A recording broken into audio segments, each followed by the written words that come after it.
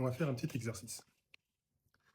Rappelle-toi, remémore-toi, remets-toi dans la posture du pire souvenir, le pire du pire du pire des souvenirs que tu as ou que tu as eu avec ton ex, avec l'actuel, avec la personne qui a été importante ou qui est importante pour toi.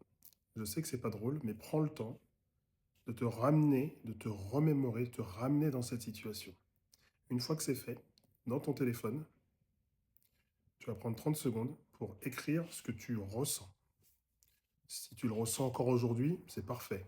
Tu écris ce que tu ressens. Ça peut être une tristesse, une déception, une peur, un dégoût, une jalousie, une rancune, une douleur profonde, une frustration, une honte, une colère, peu importe.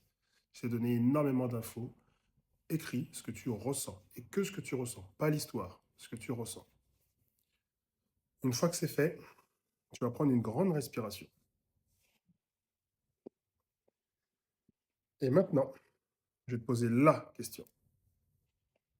Rappelle-toi la première fois de ta vie que tu as ressenti exactement ces émotions négatives, sentiments, états, ressentiments, sensations. Rappelle-toi le moment où c'est arrivé. Rappelle-toi l'âge que tu avais. Et qui était la personne qui t'a mise dans cet état. Rappelle-toi bien de ça. Une fois que tu t'en rappelles, et que tu te rappelles du moment où c'est arrivé, note la personne. Ça peut être, je ne veux pas t'influencer, mais toi tu sais.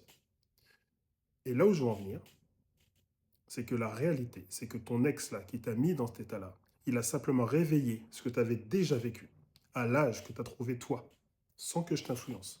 Parce que toi, tu connais ta vie, moi je la connais pas. Et dis-toi une chose, ce que tu as à guérir, c'est pas ton ex, c'est ce que tu as vécu avant.